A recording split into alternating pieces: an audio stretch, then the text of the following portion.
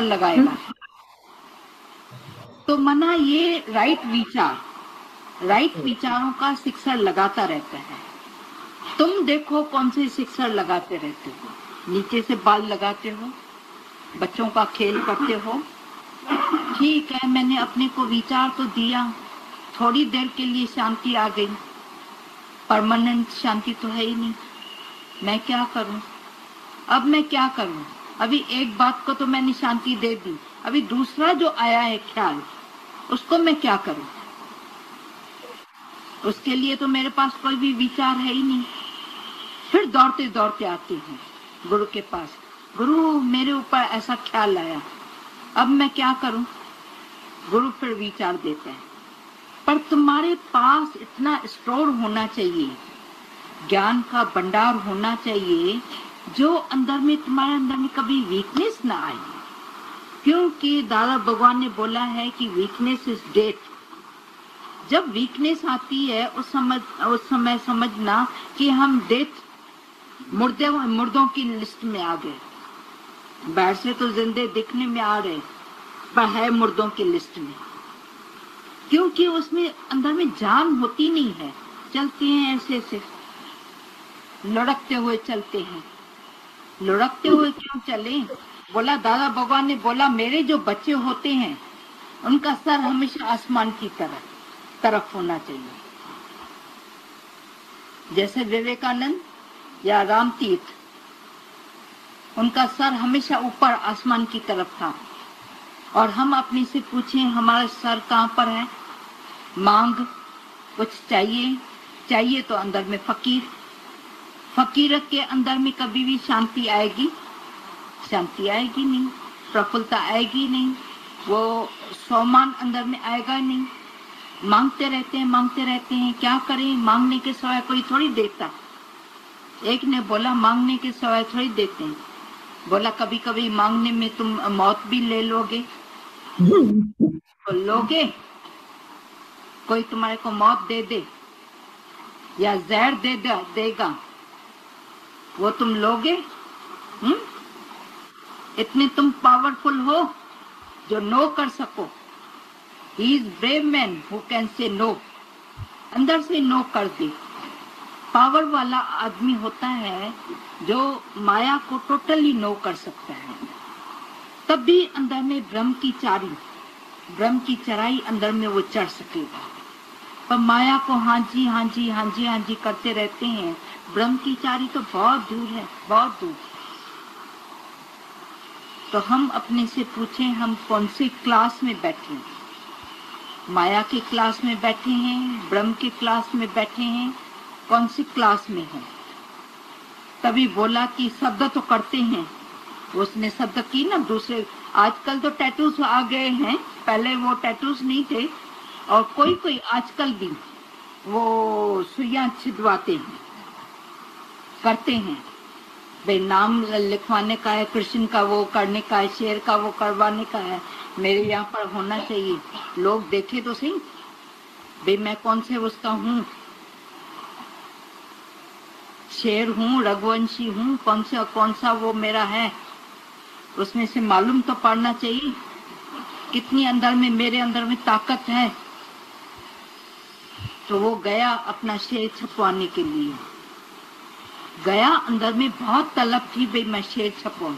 अभी वो सुई खाली गरम कर रहा है, उसमें डाल रहा है, वो जो उनकी होती है ना, उसमें से डाल के उसको लगा रहा है। बोला छोड़ो। बोला ये पूंछ क्यों निकालते हो? टांगे नहीं निकालो, पूंछ नहीं निकालो, पेट नहीं निकालो, ये नहीं निकालो। बोला बाकी क्या निकालूं, दूर डालूं? बोला यहाँ से निकलो, भागो। तुम भी आया है शेर छुपवाने के लिए। शब्द तो करते हैं हम भाई मैं आत्मा में टिक जाऊं, मैं आत्मा हो जाऊं, पर अंदर में छोटी छोटी बातें हमारे को रुला रही है, दुखी कर रही है।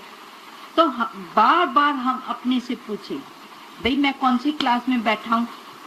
आत्मा की क्लास में बैठा हूँ, ये मेरे मुंह पर शोभायमान देता है? जो छोटी छोटी बातें आकर लेकर उसका ही रोना रोते रहते हैं। बोला ना, टांग में दर्द, घुटने में दर्द, उसका ही रोना रोते रहते हैं। रिपीटेशन एंड रिपीटेशन, वही बात। एक औरत फोन करती थी कोलाबा से, अब देखो कितना दूर से फोन करती थी, पर क्या बोलती थी, अब मेरे घुटने नहीं चलते हैं, अब मेरे घुटनों में बहुत दर्द है, अब मेरे को ऐसा हो रहा है। अरे तुम्हारे को संग किए हुए कितना समय हुआ है, उसको खाली याद कराओ, भाई कितना समय हुआ है। ऐसे तो मेरे को 30 साल हो गए संग किए हुए, मना अभी तक देह से पिंड छूटा नहीं, मना एक दिन भी संग नहीं किया है। गुरु का कोई संग करे और पिंड न छूटे आत्मा से और देह से। गुरु के ऐसे वचन मन के ऊपर बोला भारी पड़ जाते हैं। जैसे ही भारी पड़ा, अंदर का देह का अध्यास छूटा, टूट जाता है। I am not this body. पर पढ़ने तो दे। बोला गुरु ऐसे शूट करता है, बंदूक लेकर हम ऐसे कर लेते हैं, वो लगेगा, तीर लगेगा या गोली लगेगी? गोली लगे तो अंदर से देह का अध्यास खत्म हो गया। पर कौन ऐसा बहादुर है जो गोली अपनी छाती में लगवाना चाहता है? उसी समय मौत। हाँ, इधर उधर कर देंगे, वो बाएं कटेगी या जहाँ पर लगती है वो देखो हो जाएगा, काम का तो नहीं रहेगा, अधमरे। उसकी बाएं काटनी पड़ती है, बाँ कटी हुई होकर चले, टांग कटा के चले। पेट में लगती है तो पेट में से भी देखो कुछ न कुछ आंतरियां अंदर की टूटती रहती है, पर हार्ट में लगी उसी समय मौत। तो बोला गुरु की गोली ऐसे लगे जो आर पार छेदन करता जाए, मैं न रहूं। और अंदर में से गुरु को ही अंदर उस समय बोल के उठे, आज से मैं ना, आज से भाई मेरा खात्मा हुआ, इस बेईमान का खात्मा हुआ। है तो बेईमान ना, शरीर सबका बेईमान है कि नहीं? कितना भी खिलाओ पिलाओ, ये करो वो करो, सब कुछ फिस चलते चलते क्या करता है, टैंक कर जाता है। वो बेईमान बड़े में बड़ा हुआ कि नहीं? दुनिया में कोई हमारे से कुछ भी थोड़ा वो करते हैं, पहले नंबर का बेईमान है। मैंने उसके ऊपर इतनी वो की, रहमतें की, वो किया, सब कुछ किया, इसने मेरे साथ बड़ी दगा की है। तभी दादा भगवान ने एक दिन बोला था, भाई इस देह ने तुम्हारे साथ इतनी दगा की है, उसके साथ तो तुम चिपक के बैठे हो, बहुत प्यार करते हो। अंदर में यही प्रार्थना होती है कि ये मेरा शरीर बहुत ठीक हो जाए। अंदर में सारा टाइम भाई नैनी प्राणी चले, ऐसा होए वैसा होए। संध्या माई के समय भाई मैं बैठ कर भगवान को प्रार्थना करता हूँ, भाई मेरे को अपने वो चलाते अपनी टांगों बाहों से चलाए, किसका भाई मैं आधारित न हो जाऊं। क्या किसकी कोई चलती है? किसकी भी चलती है? सबने ऐसा सोचा होगा, पर पता नहीं क्या हो जाते हैं, क्या शरीर टैं फिस हो जाता है, चलते चलते चलते चलते दगा दे देता है। तभी बोला कि समझो ज्ञानी का भी शरीर वो दगा दे देता है, पर वो कभी रोना नहीं रोता है। आज तक देखो ज्ञानी का हमेशा आदर्श देख के हम उसकी पैरवी करते हैं, उनके पद चिन्हों पर चलते रहते हैं, पर उन्होंने कभी रोना रोया है? मैंने ऐसे कौन से कर्म किए थे जिसकी वजह से ये हुआ है? वो कर्म करता ही नहीं है। एक ने माता से पूछा, माता आपने तो ऐसे कोई भी कर्म नहीं किए जिसकी वजह से आपको ये शरीर ऐसा मिला है,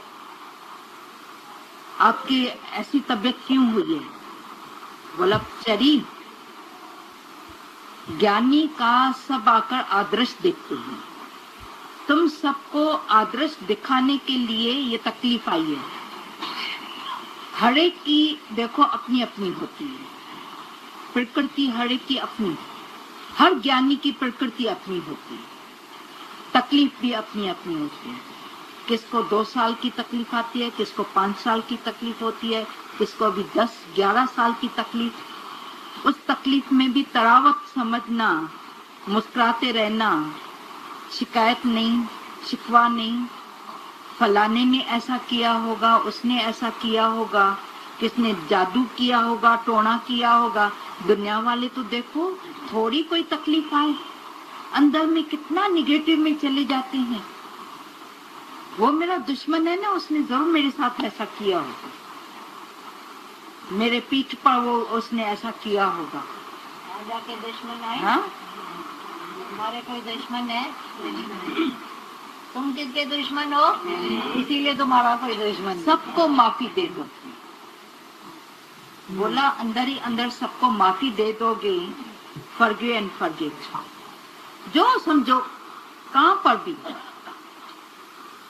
जाना हुआ या अनजान, कोई तुम्हारा समझो दुश्मन भी है, उसको भी अंदर से आज से बुला दो, माफी दे दो, माफी दे दो और बुला दो, फॉरगिव एंड फॉरगिव। कर सकते हो ऐसा? हाँ।